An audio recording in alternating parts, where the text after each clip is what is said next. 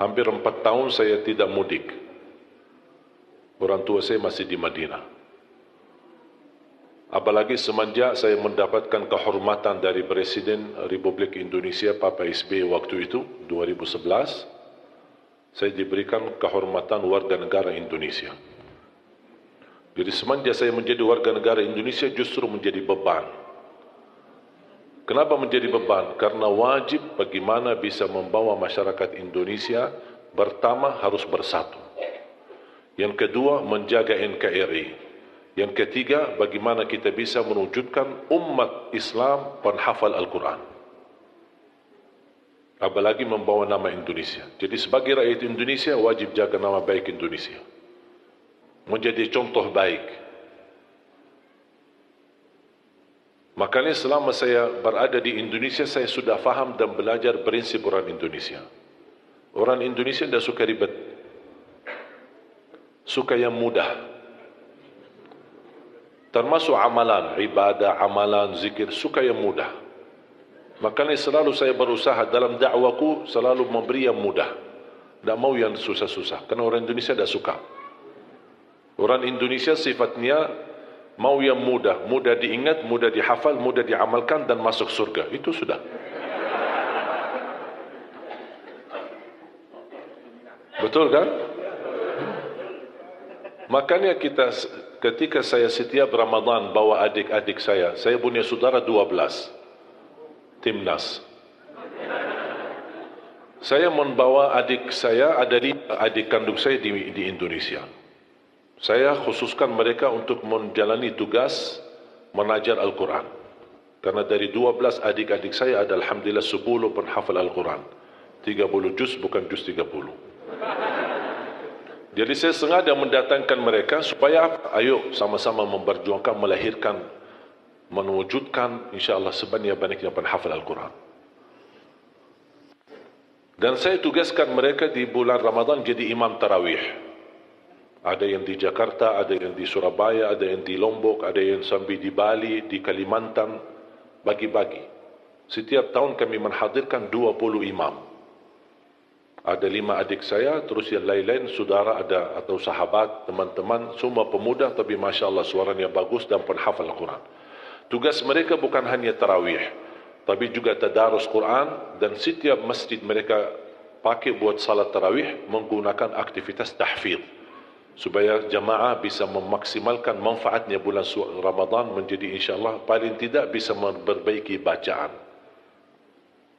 Dan saya sampaikan kepada adik-adik saya, karena saya duluan di Indonesia, kalau kalian jadi imam tarawih jangan lama-lama. Kalau di Arab kan suka lama-lama kan? Saking lamanya orang Indonesia pas sujud tidur dalam keadaan sujud.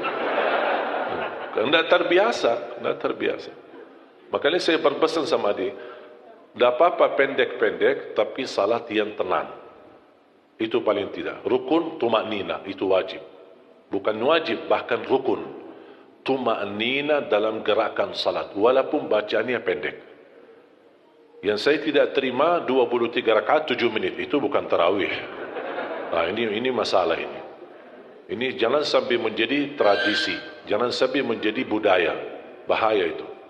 Karena Islam tidak menerima salat seperti itu. Bahkan Islam menganggap itu bukan salat. Makanya jangan disia-siakan. Tak apa-apa 23 rakaat atau 11 rakaat. Tidak masalah. Jumlahnya menurut saya tidak menjadi masalah. Asal jangan ribut. Yang 11 menyiasatkan yang 23. Yang 23 menyiasatkan yang 11. Itu tidak boleh. Yang 11 benar, yang 23 benar. Karena sudah diijma' oleh ulama, salat malam paling sedikit 2 rakaat. Minimal. Paling banyak bebas. Tidak ada batas. Itu sudah diijma' oleh Ahlus Sunnah wal Jamaah. Yang menjadi perbedaan menentukan jumlah. Ini yang menjadi perbedaan. Tidak disepakati oleh ulama. Yang disepakati jumlahnya berapa? Bebas. Berapapun bebas. Minimal 2 rakaat. Tapi yang tidak disepakati masalah jumlah yang ditetapkan. Ada yang bilang 11, ada yang bilang 23. Bahkan ada yang 43. Salah satu pendapat di mazhab Malikiyah. Makanya saya sudah mengerti bagaimana cara untuk melaksanakan tarawih, jangan lama-lama. Kalau di Madinah kita Ramadan pasti khatam Al-Quran. Saya punya tetangga di masjid kami di Madinah. Masya Allah, istri beliau sudah tua dan beliau bisa hafal Al-Quran dari bacaan saya salat subuh.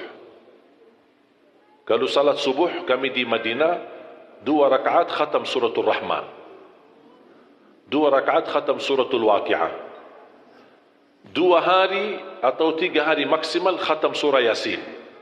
Jadi subuh hari ini baca sebagian, besok lanjut sisanya, besok lagi lanjut sisanya surah Yasin. Jadi 3 hari salat subuh sudah khatam surah Yasin. Surat Tabarak kita lakukan 1 rakaat.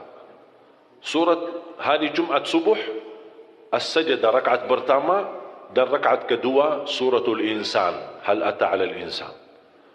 Dan jamaah yang ada di sekitar masjid kami di Madinah, termasuk ibu itu, beliau suaminya menceritakan, istri saya bisa hafal beberapa surah yang antum sering bacakan di dalam salat subuh. Suka panjang.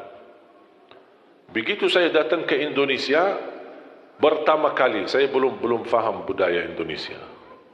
Niat saya baik, salat subuh diminta jadi imam. Saya maju jadi imam. Saya baca Ar-Rahman di rakaat pertama. Saya baca Al-Waqi'ah di rakaat yang kedua. Awal-awalnya saya rasa saf masjid cukup banyak. Pas begitu salam saya lihat sisanya cuma 1 saf.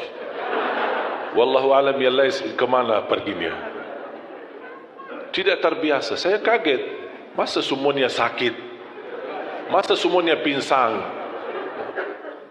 Tapi lama-kelamaan, sudah faham. Ini, orang Indonesia seperti ini. Makanya saya bilang sama adik saya, jangan lama. Orang Indonesia kalau qulhu bisa dibagi 2, terima kasih.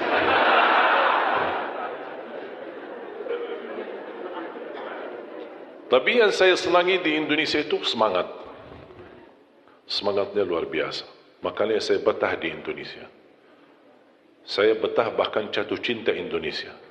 Bahkan bangga menjadi rakyat Indonesia. Sampai kadang-kadang saya ke Arab menggunakan paspor Indonesia, tidak pakai lagi paspor Arab. Saya ke bandara, antri kan, imigrasi kan, saya ikut jalur orang Indonesia. Sama jemaah ada rombongan, datang petugas imigrasi, ngapain kamu di sini? Sana kamu di sana, sama orang Arab, Saya ikutin, saya pergi ke sana sama orang Arab, sampai bertemu dengan kaunter imigrasi. Dia ambil paspor, lihat, kok orang Indonesia, ngapain kamu di sini? Pak, kok serba salah. Yang tadi suruh ke sini, bapak di sini, kenapa kamu di sini? Jadi gimana ini? Pas dilihat, baca namanya Arab. Terus ini gimana ini? Tanya, kok paspor Arab ya? Kamu dari mana? Saya dari Indonesia. Yang benar dari mana? Dari Indonesia. Masa dari Indonesia mancung?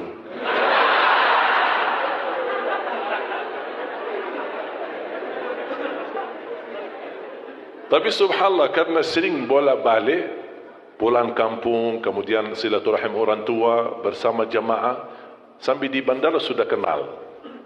Sakit sudah sering. Tapi alhamdulillah, wallahi nikmat Indonesia. Berkat saya jadi warga negara Indonesia, anugerah nikmat menjadi warga negara Indonesia, saya bisa ke Palestina. Selama masih warga negara Arab, tidak bisa ke Palestina. Bahkan alhamdulillah dapat karunia luar biasa, karunia dari Allah, hadiah dan nikmat besar dari Allah, ketika saya pertama ke Palestina dan pertama kenal imam besar Masjidul Aqsa, malah beliau dorong saya menjadi imam salat maghrib dan isya di Masjidul Aqsa. Alhamdulillah.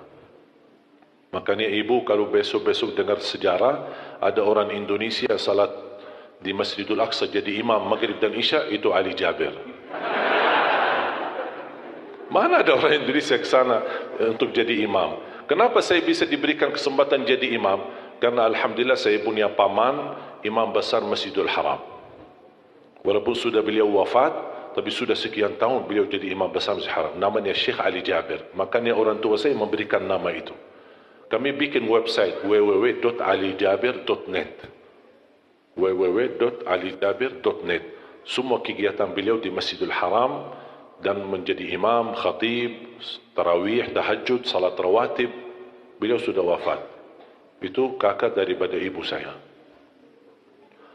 Makanya ketika saya bertemu dengan guru paman saya alhamdulillah berkesempatan belajar sama beliau, dan beliau memberikan gelar Ali Jabir As-Saghir, Ali Jabir Junior, karena beliau yang sudah imam besar Masjid Haram, Ali Jabir Senior. Dari situlah saya mendapatkan nama Syekh Ali Jabir semenjak saya menghafal Al-Quran. Tidak peduli nama, karena nama itu tidak terlalu berharga. Yang penting apa yang kita lakukan. Inna Allah la yanzuru ila a'malikum, la yanzuru ila suwarikum, wala ila ajsamikum, wala ila amwalikum. Allah tidak peduli harta kalian, keturunan kalian. Saya tidak peduli asal usul saya dari mana. Orang Arab bukan orang Arab, menurut saya tidak ada yang berbeda. Yang mulia di sisi Allah adalah orang yang takwa, walaupun dia bukan orang Arab. Tidak ada harga bagi orang yang memiliki keturunan Nabi kalau dia tidak menggunakan takwa dan iman kepada Allah dan amal saleh. Buktinya paman Rasulullah Abu Lahab, paman dekat sama Rasul, hubungan keluarga, tapi Allah kekalkan di neraka. Berarti Allah tidak peduli keturunan kita, asal usul kita, dan siapa diri kita. Yang Allah pedulikan apa takwa kita dan apa isi hati kita. مولاي صل وسلم دائما أبدا على حبيبك خير الخلق كلهم. مولاي صل وسلم دائما أبدا على حبيبك خير الخلق كلهم.